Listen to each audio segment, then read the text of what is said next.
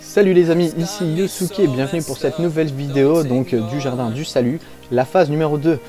Donc pour ce niveau, il va falloir donc se représenter le niveau comme un carré géant où les angles sont les différentes zones à récupérer, donc à clean et à faire un lien.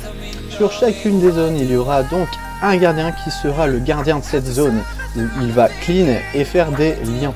Alors pour ce faire, il faut dès le début de l'étape séparer donc les squads en deux. Donc une partie des joueurs, donc 4 pour être précis, vont aller directement dans le couloir de gauche, suivi donc de 2 joueurs qui seront sur la zone numéro 1 pour commencer.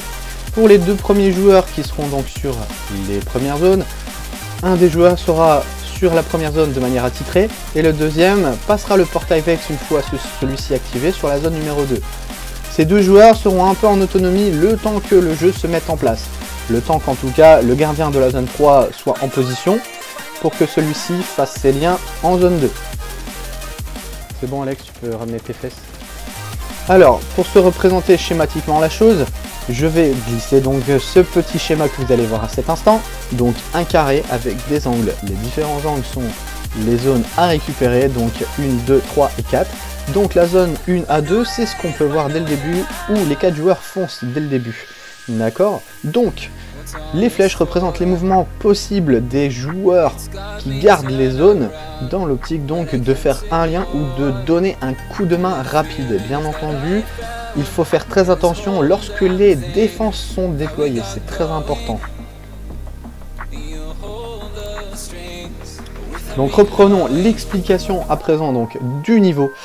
Alors, donc là on en est au point de faire un lien avec le gardien de la zone 2 afin que celui-ci obtienne un buff. Alors ce buff c'est l'illumination. Donc l'illumination permet de buter tous les mobs avec un bouclier blanc. C'est très important. Ceux-ci vont spawn sur les 4 zones de manière successive. Lorsque vous voyez la petite info en bas à gauche juste au-dessus du super, défense du sous-bois déployée, c'est-à-dire que c'est le moment où les mobs vont spawner avec leur fameux bouclier.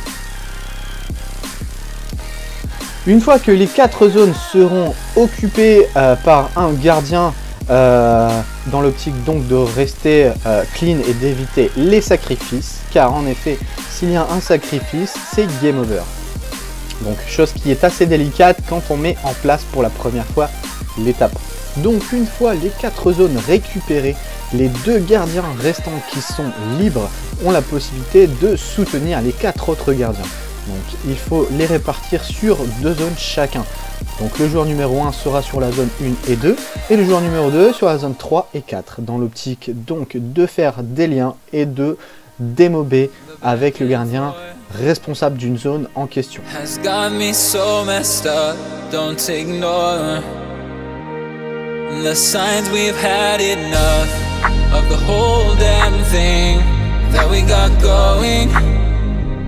You hold the strings without me knowing. Why do I have to suffer through the thinking? Why do I have the feeling that we're sinking? I need to find a way.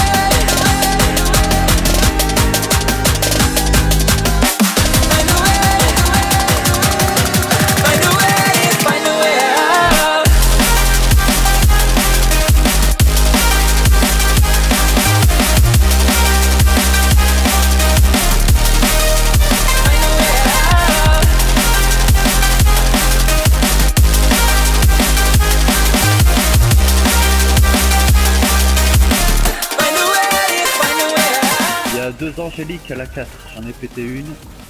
J'arrive, Miko, je te fais un lien rapide, tape le cul s'il te plaît. Donc là vous avez pu voir que Link avait annoncé qu'il avait des angéliques.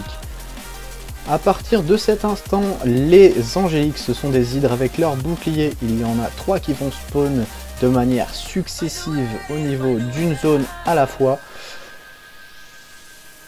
Et donc les joueurs qui sont libres et qui se baladent de zone en zone vont devoir se serrer les coudes dans l'optique donc de s'occuper des angéliques. Les angéliques bloquent les liens via un petit bouclier autour du cube. C'est donc capital de les démober dès que possible. Et donc d'ici quelques instants, vous avez Miko qui va également donc se rendre compte qu'il aura des ennemis qui lui auront fait un effet assez intéressant. Ouah, t'es sérieux, j'ai 2 angéliques. Tu l'as déjà? 3. J'arrive zone 3. Ouais, il y a 3, c'est la merde, hein. J'ai tué aussi. T'inquiète, Bibi. Ah merde, il en manque une, il en reste une,